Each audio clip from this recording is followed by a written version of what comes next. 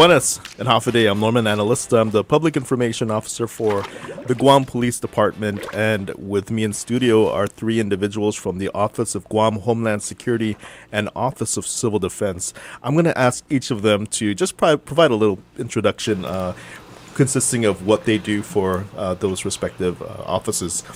Here we are going to be tackling two different topics where are somewhat related to each other, and I think it's going to be a very important conversation for people to listen to. So we'll dive right into it, and I'm going to start from my right. Okay, great. Thank you so much, Norman. First of all, I'm just so happy to be here. My name is Jenna Bloss. I am the Public Information Officer with Guam Homeland Security, Office of Civil Defense. I brought some heavy hitters with me, so I'm really, really happy I'm not alone. Welcome again, Jenna. This is Thank not the you. first time you and I have Yes. been on Cop Talk Thank together. you. Glad to have you back. Hi, good morning, everyone, and thank you for inviting us. My name is Lucy Perez, and I work with the Office of Homeland Security, Office of Civil Defense, and I have many hats. So I am ESF2, Telecommunications, and of course, cybersecurity falls under that.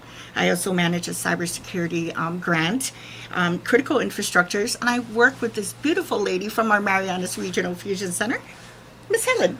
Yes, Good morning. welcome. Good morning. Thank you for having us here. My name is Helen Matthews, and I am one of the intelligence analysts with the Mariana Regional Fusion Center. All right. Welcome to you, Miss Lucy and Miss Helen. We're glad that you could join us. And of course, Jenna, thank you for taking time out of all of your busy schedules. I know there's a lot going on right now, but it's also really important for us to take a pause so that we can share some important information with our listening audience.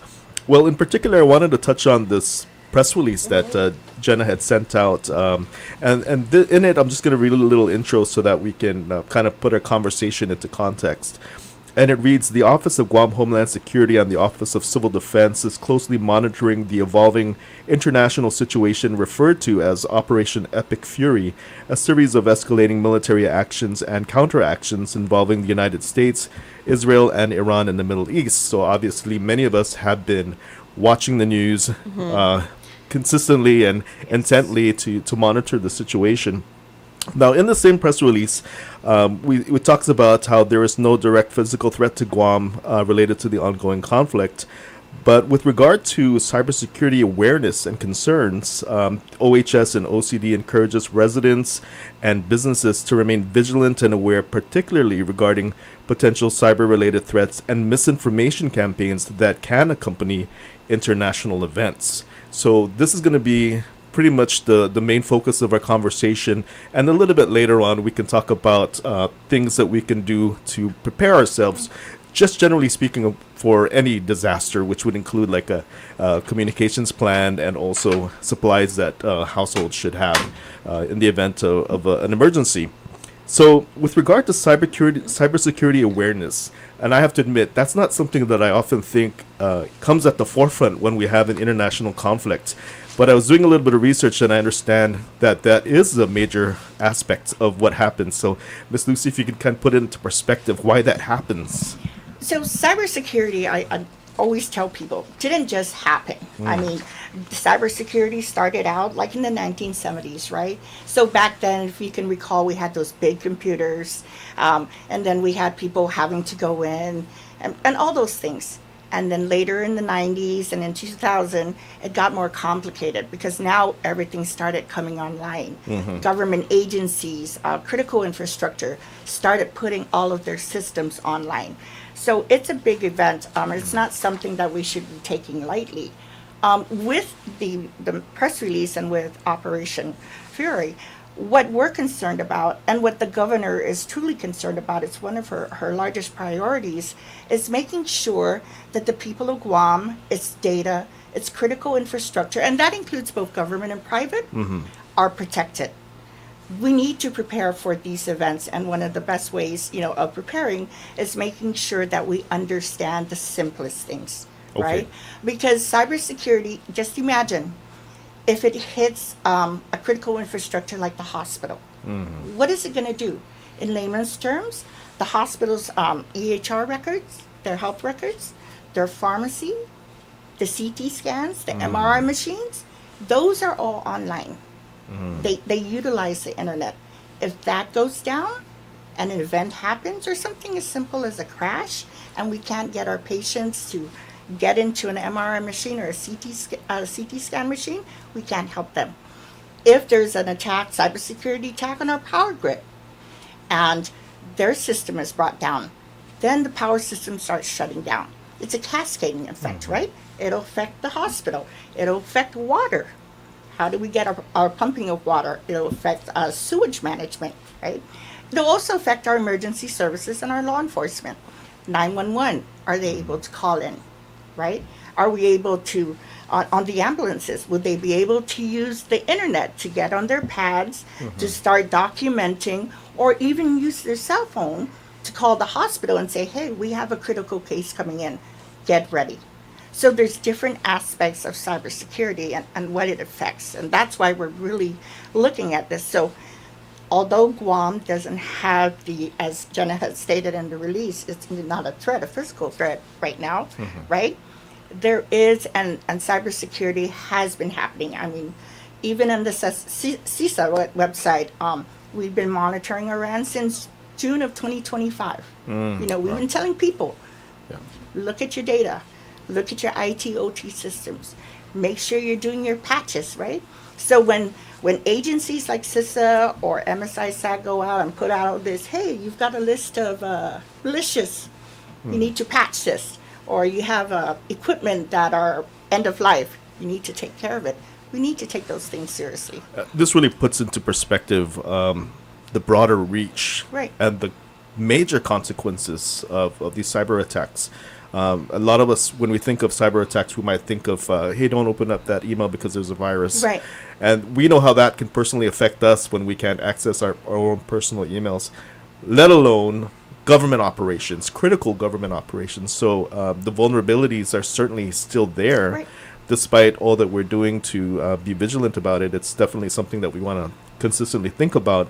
If we're talking about, I'm going to shift this just a little bit to the right. When we're talking about misinformation of campaigns or of information, I know I've seen a few videos out there when the conflict first began, and there was explosions, videos of explosions, and people made the videos a lot more worse. If that's a better way of describing it, worse than what it actually was, and it basically sensationalized it and.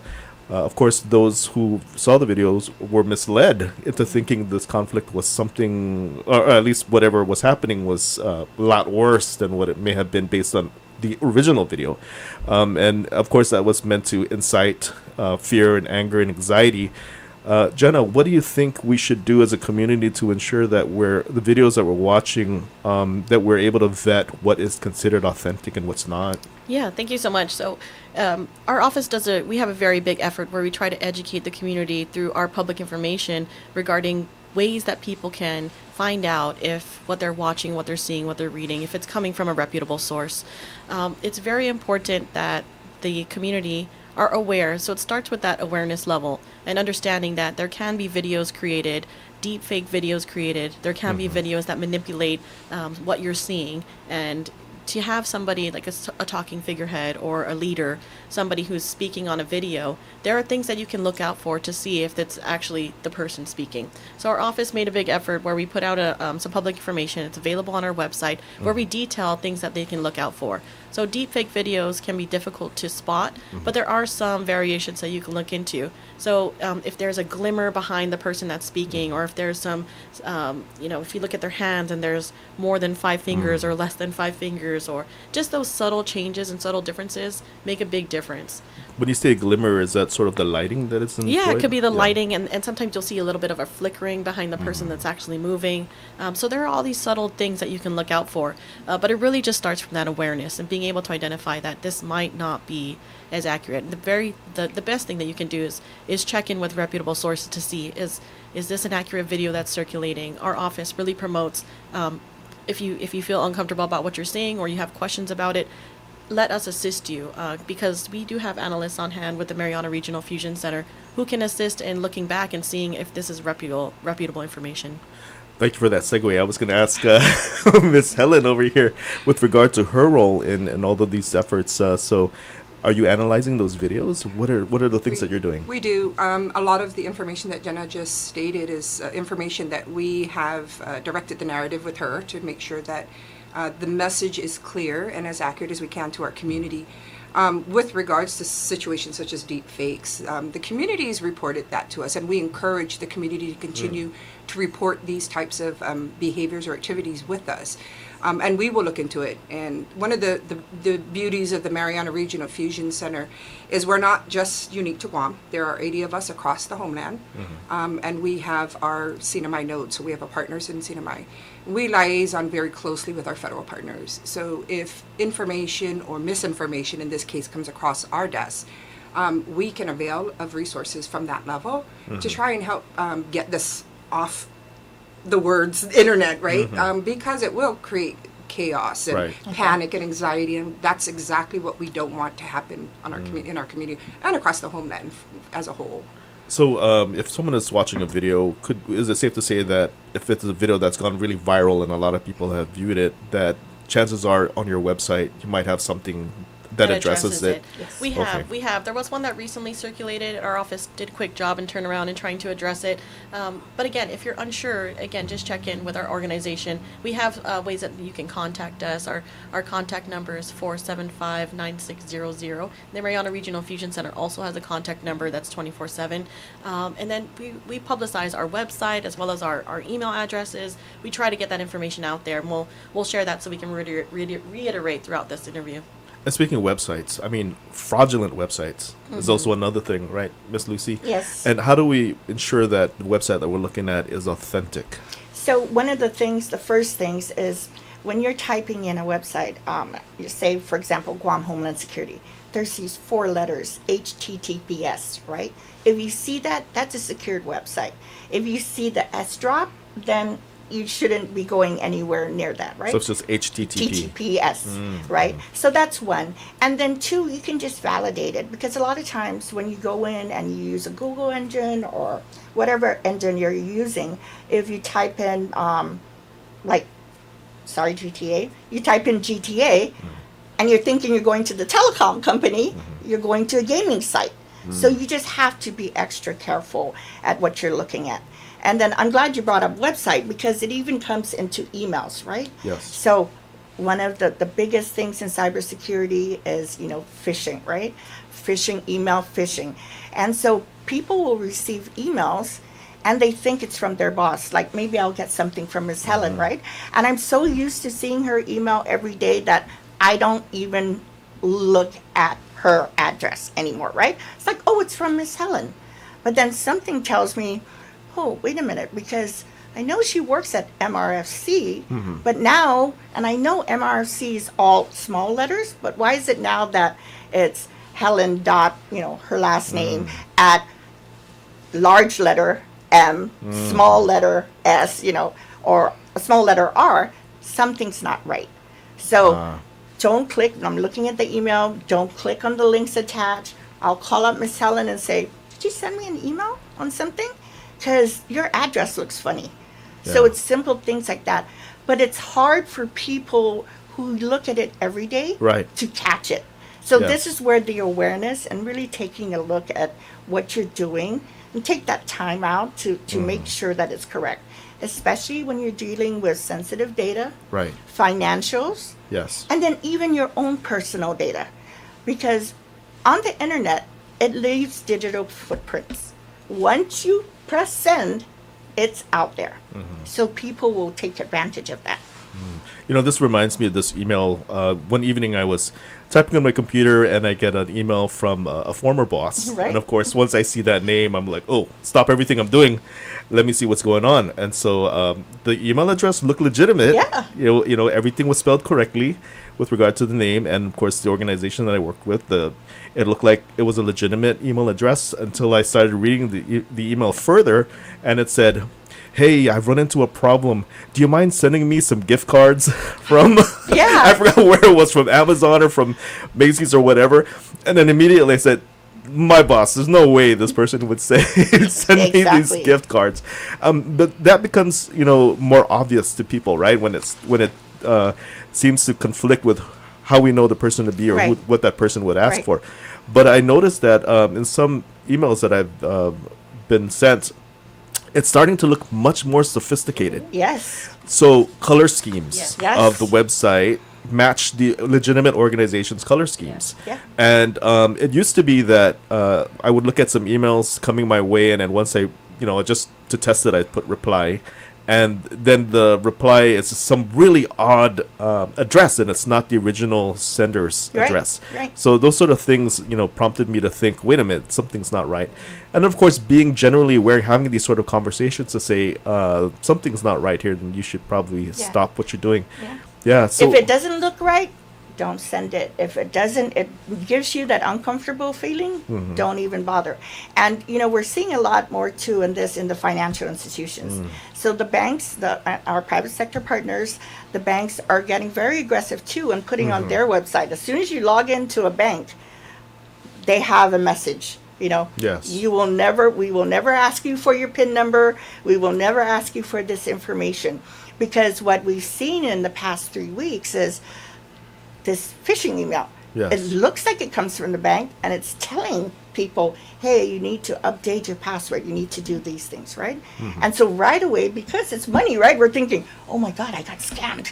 Right. My money's going. So the first thing is they want to press that link. Right. It's like, no, take a deep breath. Yes. Call the bank and say, hey, I've received this email, And also, and I really like to push this, is let our Fusion Center know. Got it. If you see something, say something. We have our 24-hour number, the 475-0400, and then the email, it's mrfc@ghs.guam.gov. Let them be the ones, and they'll call you back. I've called them so many times. They'll call you back, and they'll ask you for information. And don't worry, if you're not tech savvy, especially with looking at the email and what information, they will walk you through the process. That's the beauty of having them there 24/7. 24/7. I did not realize Yes. that. They- Okay. So if someone wants to report an incident, how would they go through that process? Is there a voice prompt or someone on the line that will answer it? Actually, it's a direct call. You'll always talk to one of the analysts Yes. Wow. when you make the call, so it's a live person. Great. And that's just a given, right? Especially with this particular area. Yes. But the work that we do, you don't want to hit 194321 to try and talk to somebody. So the information is critical. It's timely. It needs immediate action and notification. And that's comforting to hear, because I can imagine that a lot of the most vulnerable in our population are easily scammed because the technology is intimidating to Yes. them. That's And if they right. have to make a phone call and they get a voice prompt, that might also further frustrate the process. But it's comforting to know that there's a human being behind the line that will actually take that phone call. Yes. Yeah. And also with regard to notifications that say your email account is going to be suspended if you don't renew it right away, a lot of people freak out as well, because that's Yes. a major Yeah. mode of communication. Yeah, like, memory space, right? Yes. So my boss, it was at 3 o'clock this morning, she gets this email and she says, are you getting the same thing from Microsoft that you're running out of memory space? And I'm like, ma'am, don't do anything. Don't do anything, right? Right. Let's just go in. These are the steps. If it's saying that your space is at 90%, let's go in and clean it, right? And then again, if you're not comfortable with that, then work with us, right? We will guide you through. Our telecommunications companies, the different carriers, they're really good at promoting and helping their customers. So if your cell phone, you get this where my space is running out, what am I doing? By all means, call your carrier, because that's part of the customer service they provide, especially to our manamcos, right? They will walk them through it. They have all these outreach events, and then they have, the youth, right? I go to my grandchildren, right? I'm like, hey, can you do this? Can you check this for me? I mean, because they're so rapid, right? Right. They pick it up. They're in this generation of instant. Yes. So reach out to somebody. That's one way you're protecting yourself of not becoming a victim. I agree, definitely. And then now we think about social media platforms. So, Ms. Jenna, you're monitoring Instagram, Facebook, even TikTok. Is that part of what you're monitoring? No longer. We no longer have a TikTok. Got it. And But we do monitor, not from our official page, but we do monitor if there are trends that are happening. We definitely look out for those. Yes, and so I was thinking about that with regard to these videos that go viral, and maybe a lot of them are not authentic. What are some of the other things that individuals need to look out for when they're going through social media, other than inauthentic videos? Yeah, you definitely want to verify the source. So if there are things that are circulating, if you're able to verify the actual source. So if there's something that's being promoted or something that's going around, if you can verify, did that come from the actual business? So it's really that extra step. You just have to take that extra step to verify if that came from who you're looking at. Do we still trust the blue check mark? The blue check No, mark on an we Instagram. don't. Why not? We know So that you- it's very easy it's very easy to obtain. We know that now. Yeah. Yeah. Yeah. That's- I mean, the blue check marks on some certain social media accounts basically just means it's verified. So you're Okay. paying a subscription. Yes. You can get these accounts. So it isn't entirely there. And just as technology has evolved, threats have evolved as Right. well. And like Jenna was saying, those deep fakes, they're getting better and better. Yes. We're seeing more and more authentic looking medias coming across. But the blue check kind of has also changed over the years, right? That entire dynamic has Right. our threat actors are getting just as creative as the people that are creating the content that they're putting out on social media. So it does require a little bit more conscious effort nowadays. Technology is great, but it also can hurt us. And so it's a little bit more conscious effort when you're looking at social media, when you're looking at your emails. Like you said, we in fact just did some outreach with on online safety with the K through 12.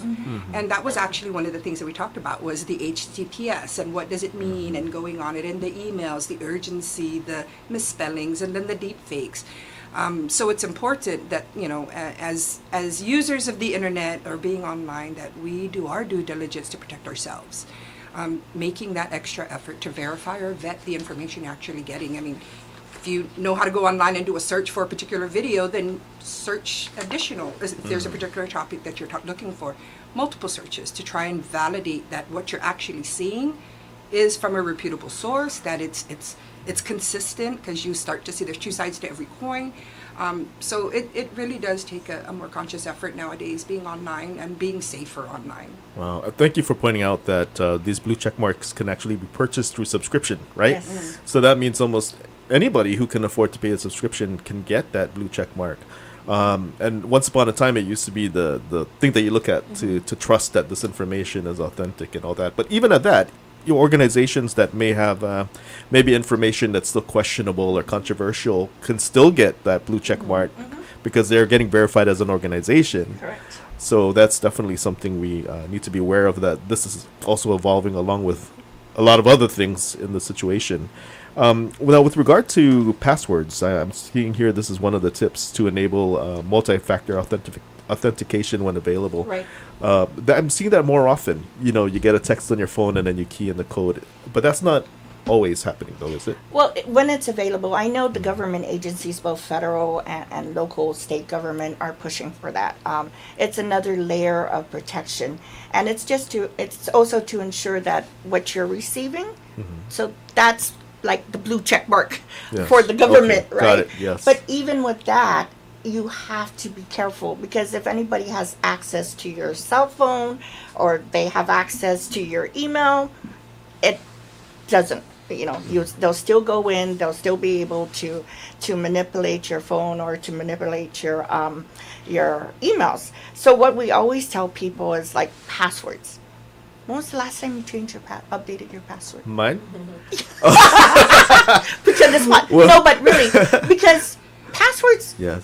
there's an algorithm, right? Yes. Minimum 8, as much as 32. Uh-huh. You're not going to memorize that. Right. You have a password for every single account, at least we hope. Yes. But yeah. a lot of people just don't have the time, and that's a lot of things to memorize, right? Yes. So they'll have one password for across all of their accounts, Uh-huh. which makes you susceptible Right. for getting hacked, right? Yes.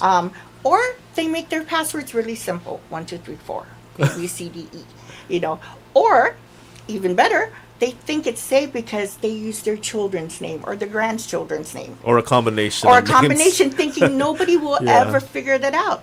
But we have Facebook, we have TikTok, we have all these other social media that if somebody wanted to do something to you on the internet All they have to do is go online, put in your name, and they'll get all that information. So we need to start thinking of other ways. And then there comes well, yeah, Lucy, I have 10 accounts, my bank, my telco bill, GPA, GWA, and you want me to memorize that? And then they says, well, we'll write it down. But they write it down Put it right. and then put it right next to their computer. Or they tape it under the computer. It's like, You caught me. because, as we mature, right? Yes. It does get tiring. Yes. But you have to protect your data. You have to protect yourself because that's how we protect our island. Yes, and I want to kind of circle back to the whole talk of cyber threats, and we delved a little bit into like how this could affect individuals, but government wide, I was just more interested in understanding what this threat level can lead to. So I pulled up some notes here. State-sponsored hybrid warfare. Governments use hackers to complement traditional diplomacy and military action. These attacks are designed to damage opponents' economies, disrupt critical sectors. You mentioned a little bit about that, Miss Lucy. Also, in times of tension, infrastructure like power grids, water supplies, and transportation systems. Those are definitely threats that you had mentioned. And if we're looking at attempt to secure our own technology, they may force companies to shift vendors, introducing new untested or unpatched vulnerabilities in the supply chain. Maybe that's not something that we've really dived into, but otherwise, because I'm trying to segue here to shift the topic a little bit, was there anything else that we need to talk about with regard to addressing this threat of cybersecurity from the level of our government, our community, and also individual residents? So on business and government community, right? They have IT sections. Yes. So like the power and water, their autonomous agency, Power has an excellent on their cybersecurity platform. They work together with federal, not only us, the local government, they work together with federal partners. So it's not just GovGuam and our critical infrastructure, our government agencies. Okay. It's government, it's whole of government. So cybersecurity is no longer just you and I. Right. You're the IT manager, I'm the user, I go to you. Your job is to make sure the systems are set up. Your job is to make sure the patches go through. Your job is to prepare. And your job is to train me, by the way, to not be the number one person that's going to bring down your system. It's no longer that. It's whole of government. So we work with our federal partners. We work with the FBI. We work with CISA. We work through the Mariana Regional Fusion Center. That's where our analysts go and do things. And that's why it's really important that we report incidents to them, because they have that reach back. They'll be able to go through it. And if it's something that's really, lack of a better word, bad, it was a true cyber attack, they have the capabilities to work with forensics, right, to find out what happened. And with our federal partners, if it's a true attack, they have the capabilities to bring help to the island, right, so that we can work. Because cyber is a field that requires a lot of work and thought. It's not just, hey, here's my blue cable, I'm plugging it in. It involves taking that laptop, that computer off of the network and taking it to a safe place, putting it in a sandbox, quote unquote, so that we can see what happened. Because a lot of, most incidents, like, for example, Volt Typhoon, they use lay of the land, right? We didn't know they were in the networks. And that's their job. They just go in, they do backdoors, and they just stay. They just wait. They wait till something happens. And unless you are physically, you have a cyber analyst sitting there watching every single point, the ones and zeros, hey, that looks off. It's hard to catch. And so, like with our Office of Technology, we also signed up with, we have sensors, right? Orbit sensors. So we get reports. So there's different ways of doing that. In the private sector, they have their IT groups. Financial institutions are really good also, because like Governor Leon Guerrero told HSA Aggie and I when we first came into the cyber realm was, you two, one of my biggest fears is I wake up and we had a cyber attack in the middle of the night and all the money is gone. So that, for me personally, it was like, that's a huge task. That's everybody's money Right. in Guam, right? Yes. And it's not just our residents, but without the financial system, how are we going to get things going? And then it had a cascading effect. And he goes, and Lucy, if that's cyber because maybe one of the critical infrastructures was our bank, what if it infected them? And now we can't get the support. It's like, okay, now we really need to start working on campaigns and getting people together. It's a fascinating conversation, and we're only just scratching the surface. Just the right? surface. Would you say that it's important for our community to do more independent research about how they can prepare themselves for these cyber attacks? Yeah, they Yeah. could. I mean, there's many sites. CISA, like I said, is one of the organizations. It's free. It's the federal government. We do training. We're going to be going out and training all of our employees, especially the new hires. So we're putting together a training plan where when you're a new hire, you have to have the cyber training before you can even get on the systems. And then we're going to do refreshers, right? And then go out to the private sectors and make sure that they understand. But what we want to point out, and this is, some people think, oh, God, Lucy, you're just rambling. But you have to think, why is Guam, why are we really interested in making sure that we're prepared and we're putting out the message? Guam is very strategic. Look at the basis that we have here. So if one part says, low probability of a physical, Lucy says, on the other hand, oh, but in my mind, we're going to get cyber. You don't have to come and send a missile my way. I'll just go in and take down your system. And that paralyzes everything. That puts the fear into people. And then there comes the chaos and all the things that happen with it. So preparedness is really key. So like we have typhoon shutters for typhoons, for a cyber storm, we tell people, be prepared. Look at what your children are doing. And I bring up the children, right? Parents come home from work or even when they go out to dinner, and what do they give the kids? Their phones, their iPads. Exactly, and right? they're on there. Right, and the children know, oh, Coco Melon, oh, Roboblock. And then they're in the middle of something and then they get a pop-up message. Oh, I just want to get rid of that. And they're clicking on it, not realizing that it may be a virus. Yeah. And now that system gets compromised. Yeah. Right? So it's across the board. Definitely something that, like I said, we just scratched the surface on this, and I think we should encourage more people to do some of their independent research so they can have a better understanding. I will admit this is not my area of expertise, so I've had to do a lot of background research, but it put things into perspective for me so that I can, connect the dots, so to Right. speak, to the levels that I can understand. And obviously this is very important to us. But we do have a limited time slot here on the radio station. I want to take this opportunity to talk about a few other things with regard to an emergency communications plan and disaster preparedness. But we're going to take a quick break so that we can play some commercials.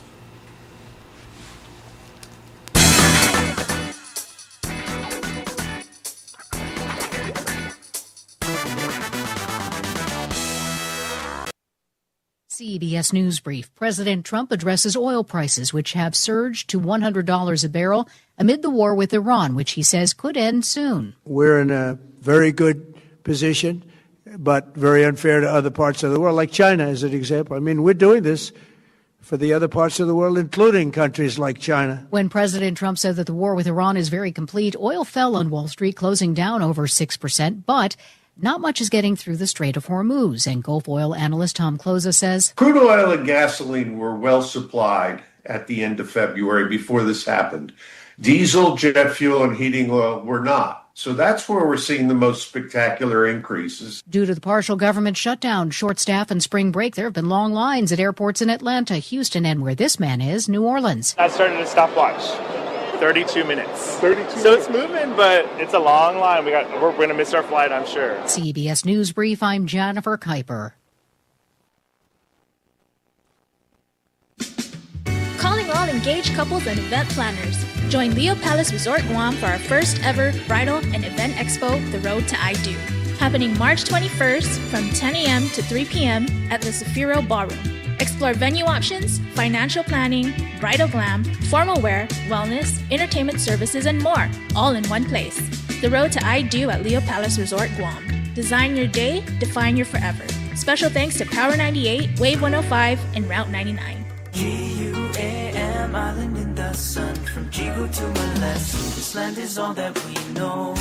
Celebrate Mes Chamorro with us on Power 98 and the Guam Guide.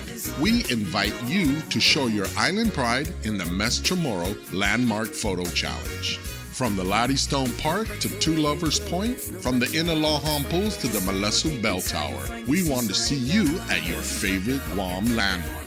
It's simple. Take a photo, upload your picture, and tag us on Instagram. The photo with the most likes wins. Special thanks to Vince Jewelers, Tony Romas, Local Jerk, and Fisheye Marine Park, Guam.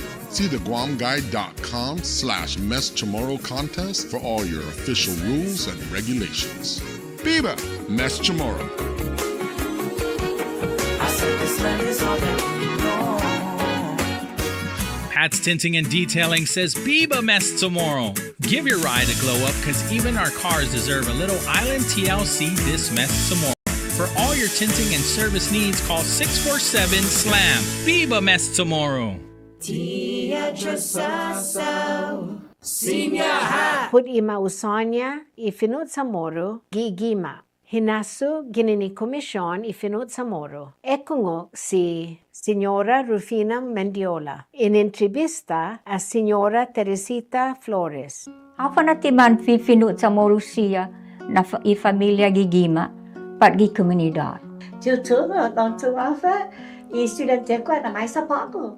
Pemagagat sa zona izan yun for English itauto ni Tito Moro lo gigima hafa na rason sabenti ti mapreciso lo pago na go preciso siya kutulo sa man mamay sin pago I familia po formatura famagonia ma esta malalang o si keblinia po formanapasi lo di badia si pontungo femenot sa moro Tia Trasasaw, Sinyaha.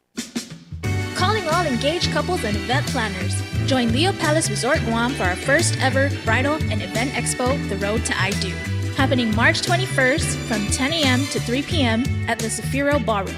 Explore venue options, financial planning, bridal glam, formal wear, wellness, entertainment services, and more, all in one place. The Road to I Do at Leo Palace Resort Guam. Design your day, define your forever. Special thanks to Power 98, Wave 105, and Route 99. Tia Trasasaw, Sinyaha. Ekungo puritinigi. Hinasu ginini komisyon ifinut samoro. Ekungo si Signora Teresita C. Flores. In entrevista a Signora Rufina Mendiola. Besafa Estonia ifinut samoro di comunidad. Sa pudhapa na rason na tinahong material para umaaatan ni tao siya ni publiko na estigit finut sa moro matutugi taywili na gaseta pa ako. Manmanggi gaseta gwihudi komunidad ni matugi gifinut sa moro. Ano mano pa otro lugar siya to malumagi simnya hotel maaagan undi gaseta siya tamas komunidad uspian penyo so matsonik mas ifinanagi so masupport finut sa moro. Tia Trasasaw, Sinyaha. Turn us on and turn up the island dialogue. Wave 105, the talk of Guam, Glimpses Media. The views and opinions expressed on this program are those of the show hosts, guests, and callers, and do not necessarily reflect the views of the staff or management of Wave 105.1 FM, Glimpses Media, or our partners. We strive to provide quality, respectful, and engaging content, and we welcome you to participate in the conversation. Thank you for tuning in to Wave 105.1 FM. Enjoy the show.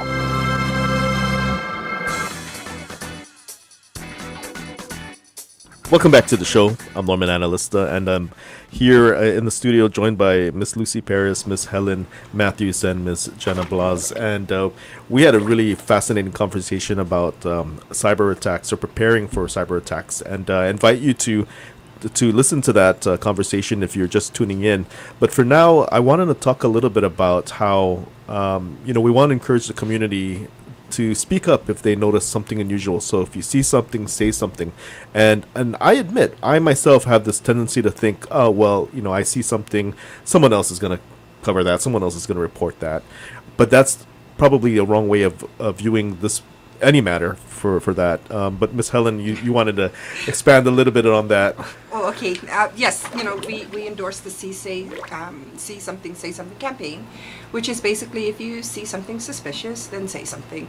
And just as you said, you don't want to be that one person that didn't report something and then something happens and be like, if I had just said something. And then reporting suspicious activity or behavior is important because if it's happening across Guam or the Sinai or the homeland, then it kind of helps us to paint that picture of what exactly is going on. And during the break, we spoke briefly about cyber security, right? The phishing campaigns. Well, if you got one and Jenna got one and you both didn't say anything, and then Lucy got one and nobody said anything, well, how many other people could have gotten that same phishing email that could compromise their individual accounts, but it could escalate to something a little bit more disastrous, right, or scary for that matter. So seeing something suspicious, not just within the cyber campaign, but across the whole area, is important. And it could be a criminal. It doesn't necessarily have to be a criminal act. It's suspicious behavior would be something that any logical person would think is odd. Right, we tell the kids weird, right? Yeah. But if you find it suspicious, who do you tell, right? Do you call the Guam Police Department because it just looks off?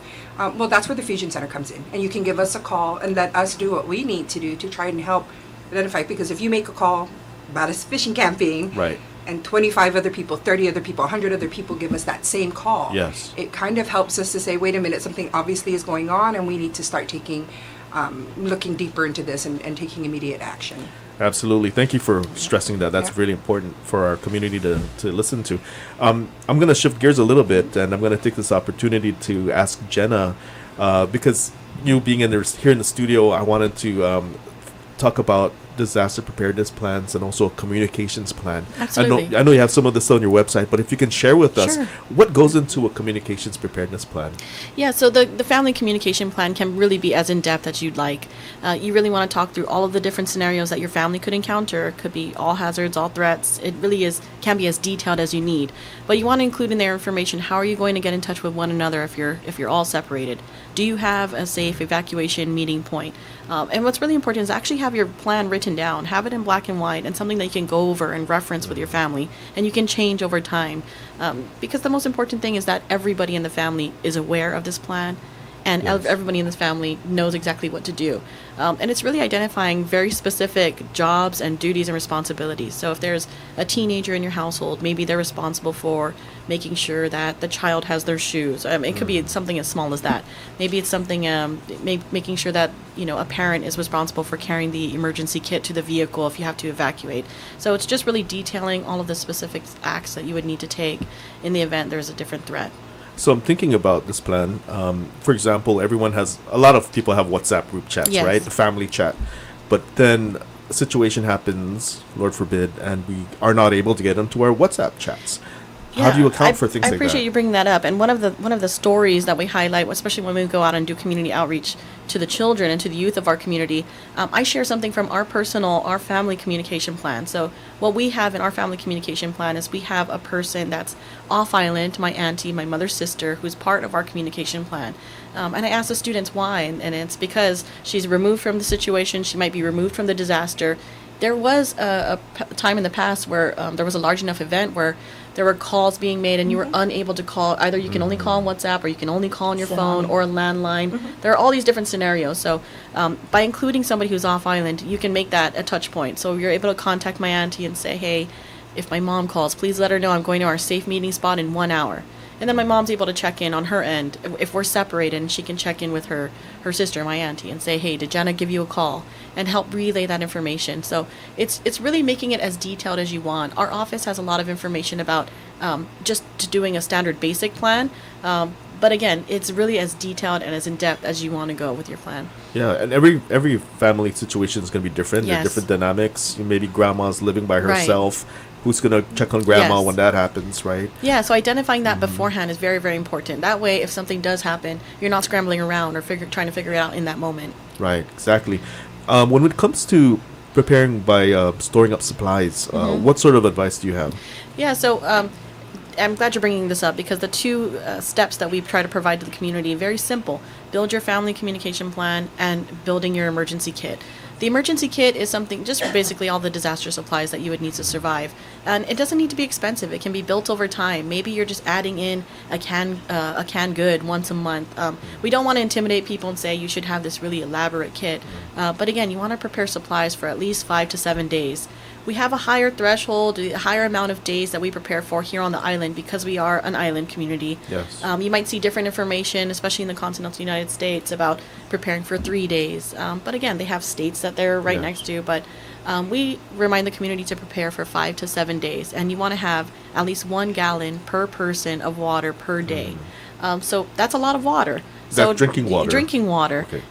And you should also be including your pets as part of this plan. So all of this can be very, very difficult if you don't parse it out. So I would just say don't try to tackle it all at once. It can be built over time. And again, you want to make your kit very specific to your household. If you have people that are elderly or somebody who needs medication, you want to make sure that you have that included in your plan. If you have babies as part of your family, you want to make sure there's formula, make sure that there's, and even children, you want to get them involved in creating the plan. What we remind the community is let the children put in what's important to them. You're going to need food, so maybe include their favorite snack or a coloring book that you know that they like. So get them involved with preparing the kit. That way they have a sense of ownership and they know that this is for our family. And you want to be able to build kits. You can build as many as you like. If you'd like to have a small kit within your car, a kit within your community, maybe it's within your division at work. So we encourage the community to have multiple kits if possible. So if you're in a classroom or if you're at work, maybe you can build it with your coworkers. And that way, in the event something really bad happened and you're stuck together, you'd have those supplies with you. And all this information is on your website. Yes, and we do have a lot of resources there. We reference a lot from FEMA and our partners with ready.gov. So we definitely have a lot of resources, even checklists if you need to identify what exactly should I be including in my kit. But some of the important items that people overlook is securing your important documents, at least copies of them if you can in a Ziploc container or something where it doesn't get wet. Also batteries and even hand crank or battery operated radios, those are often overlooked. Oftentimes when there's a large enough disaster, sometimes the radio is the last thing standing and the only way you can get information. So having that hand crank battery operated radio can be the greatest thing. Is that website ready.gov? That's Ready.gov are partners with FEMA, but visit our Guam Homeland Security at ghs.guam.gov. Again, that's ghs.guam.gov. And we also have a contact number that's 24/7. That's 475-9600. Sounds good. And I think about the last time you were here, it was National Preparedness Yes. Month, right? And the theme, I think, back then, or it may have been before then, it was about being the help that you need. Yes. Before help arrives. Right. And I think it's so important for all of us to prepare for ourselves because this automatic assumption that, help will be in the way. We don't know what the situation may look like, right? Yeah, and here on the island, our first responders are also impacted by these disasters. So we need to recognize that as well. Yeah. There's another part too, in terms of the communication plan that I'd like to bring out and stress. We have children and adults that have functional needs. Yes. So when you're preparing your plan too, because they're already stressed from the activity having around, let's make sure that we include in that kit what they need to calm down and to understand what's happening. That was one of the things that we noticed, especially with communication during malware. Some individuals have to have their iPad. And when they didn't have that Wi-Fi working, it really put a lot of stress. I mean, the calls that I was getting as ESF2 desk was, when are you bringing the internet up?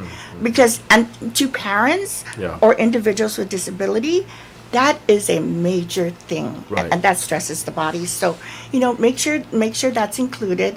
And then in terms of cell phones and WhatsApp, I always tell people when there's an incident, and that event that you were mentioning was when Japan had its earthquake and the huge tsunami, right? So people from Guam, especially the tourists that were an island, were calling. They were trying to call, and all of the systems just got fast busy.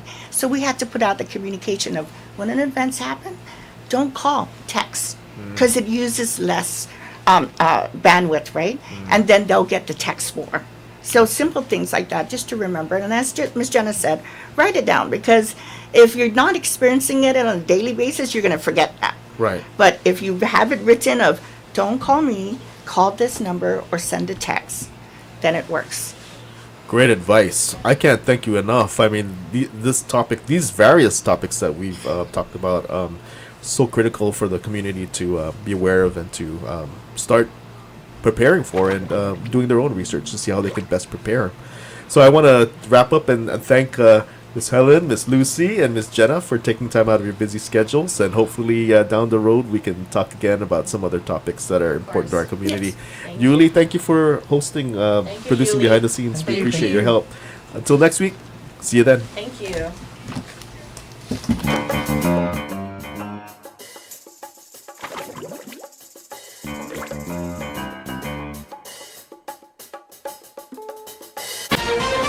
This is CBS News on the Hour, your home for